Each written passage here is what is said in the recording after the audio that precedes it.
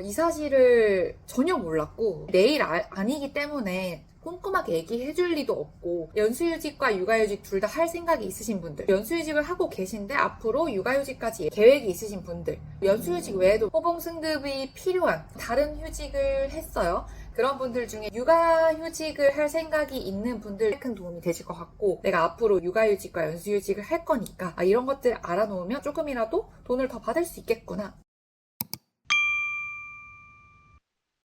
안녕하세요. 아까 전에 등기를 붙이고 와서 교감 선생님 직접적으로 들은 내용이 있는데 이걸 뒤늦게 깨닫게 된 사실이어가지고 잊어버리기 전에 여러분들께 전달드리고 싶어서 바로 영상을 켰습니다. 제가 이 사실을 전혀 몰랐고, 그리고 사실 꼼꼼하지 않으면 그냥 지나칠 것 같기도 해요. 실제로 제 소속기관에서 이거 이제 서류 담당해주시는 분도 사실 내일 아니기 때문에 꼼꼼하게 얘기해줄 리도 없고, 그리고 이렇게 해라 저렇게 해라 말하지도 않을 거거든요. 여러분들은 이 영상을 통해서 어차피 육아휴직 하는데 내가 조금이라도 돈을 더 받을 수 있는 그 부분을 알고 가시면 좋을 것 같아요. 먼저 이 영상이 어떤 분들이 보셔야 되냐, 또 어떤 분들이 볼 필요가 없냐, 이걸 먼저 좀 분류를 해드리려고 해요. 시간도 소중하니까. 제 유튜브 이제 구독자분들은 보통 이제 대학원 연수휴직에 관심이 많으시고, 또 연수휴직 하시는 분들도 아마 있으실 거예요. 그쵸? 그래서 이 영상을 보면 진짜 도움이 되실 분들은, 첫 번째, 연수휴직과 육아휴직 둘 다 할 생각이 있으신 분들, 그리고 연수휴직을 하고 계신데 앞으로 육아휴직까지 예정이신 분들, 계획이 있으신 분들,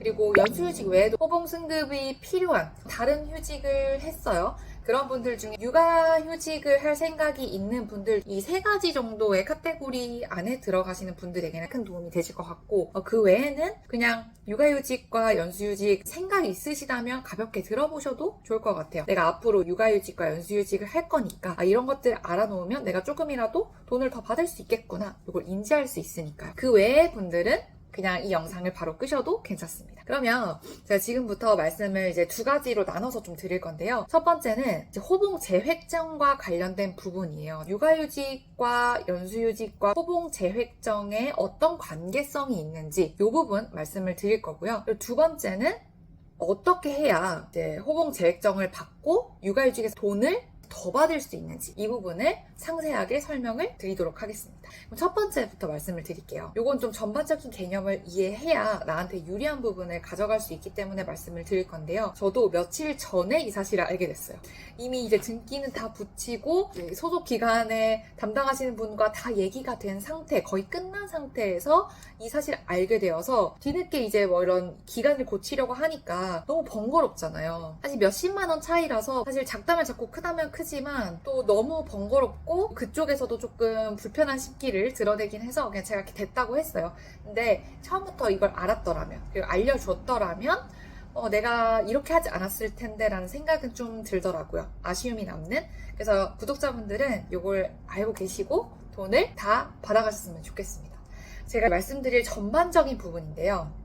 저 같은 경우는 연수휴직을 해서 원래는 이제 2호봉이 올라가야 돼요. 석사 학위를 따고 나면 호봉 승급을 해줘야 돼요. 그런데 이 호봉 재획정을 하려면 반드시 복직을 해야 되거든요. 그런데 이 복직을 저는 아직 하지 않은 상태였어요. 그러다 보니까 2호봉이 올라가지 않은 상태였던 거죠. 저는 이제 아무 생각 없이 연수휴직 다음에 육아휴직 연달아 쓰면 되겠지, 이렇게 생각하고 쓴 거예요. 자, 그런데 결론은 이렇게 쓰면 안 돼요. 자, 그 부분을 이해하기 위해서는 뭘 이해해야 되냐면 출산휴가의 개념을 이해해야 돼요. 출산휴가라는 것은 여러분들도 많이들 아실 텐데, 출산휴가는 출산 예정일로부터 이제 앞뒤로 이제 90일까지 쓸 수가 있어요. 출산 예정일을 기준으로 뒤에는 최소한 45일을 남겨놔야 돼요. 45일보다 적게 남겨놓으면 안 되거든요. 그런데 이 출산휴가는 어떤 개념이 육아휴직과 좀 다르거든요. 그게 뭐냐면 출산휴가는 복직의 개념이 들어가요. 한마디로 내가 복직한 상태에서 그냥 휴가를 쓰는 개념? 조금 더 쉽게 말하자면 내가 직장을 다니고 있는데 약간 연차를 쓰는 개념인 거죠. 그러니까 일종의 이제 복직의 개념을 출산휴가는 포함하고 있다라고 생각하시면 돼요. 그러면 육아휴직은 뭐냐? 육아휴직은 그냥 다른 휴직과 똑같이 복직의 개념 이런 거 없이 휴직이에요. 그러니까 직장을 쉬고 있는 거죠. 휴가랑은 다른 거예요. 그렇기 때문에 복직이 개념이 없어요. 자, 요게 전반적인 이야기의 내용입니다. 그리고 여기서 하나만 더 추가드리면 호봉을 재획정 받기 위해서는 반드시 복직을 해야 돼요. 이것까지 기억을 해놓는 거죠. 이걸 통해서 제가 말씀드릴 거는 이거예요. 제가 이번에 이제 서류를 내고 하면서 이제 기간을 작성을 해야 돼요. 예를 들면 내가 출산휴가는 언제부터 언제까지 쓸 거고 육아휴직을 언제부터 언제까지 쓸 거다, 그리고 복직은 언제 할 거다, 뭐 이런 식으로 해야 되는데 제가 어떻게 썼냐면 연수휴직으로 호봉 재액정을 받아야 되는 상황인데 제가 요거 다음에 바로 육아휴직을 쓴 거예요. 그 다음에 출산휴가를 쓰고 출산휴가가 끝나고 나서 육아휴직을 쓴 거죠. 한마디로 육아휴직 사이에 샌드위치로 출산휴가를 넣은 거예요. 어떻게 기간을 잡다 보니까 그렇게 됐는데 이렇게 하면 어떤 문제가 생기냐면 출산휴가 앞에 쓴 이 육아휴직은 연수휴직의 호봉 재액정을 받지 못한 그 금액으로 수당을 받게 되는 거예요. 그러니까 돈을 더 적게 받겠죠. 저는 이 사실을 몰랐어요. 그래서 원래 어떻게 쓰는 게 좋으냐? 연수휴직을 하고 나서는 출산휴가를 먼저 바로 연달아 씁니다. 그리고 나서 육아휴직을 쭉 쓰는 거예요. 이렇게 써야 되는 이유는 아까 출산휴가가 복직의 개념이 포함된다고 했죠. 출산휴가와 동시에 바로 호봉 재액정이 들어갑니다. 예를 들어 내가 10일 호봉이었다. 출산휴가와 동시에 13호봉으로 올라간 상태에서 이 출산휴가도 돈을 받고 그 뒤에 육아휴직도 13호봉 기준으로 다 돈을 받는 거예요. 근데 이 출산휴가 전에 쓴 육아휴직은 11호봉으로 돈을 받게 되기 때문에 훨씬 더 적은 돈을 받게 되겠죠? 보통 1호봉에 10만 원 정도 올라가니까 2호봉이라고 한다면 20만 원의 손해를 약간 보게 되는 그런 개념이 되는 겁니다. 저는 이 사실을 몰랐고 그리고 사실 소속기관에서도 이거를 이렇게 하는 게 여러분에게 더 도움이 됩니다라고 구체적으로 말해줄 필요가 없죠. 그들은 그냥 내가 이렇게 하겠다라는 그것만으로 그냥 서류를 다 처리하기 때문에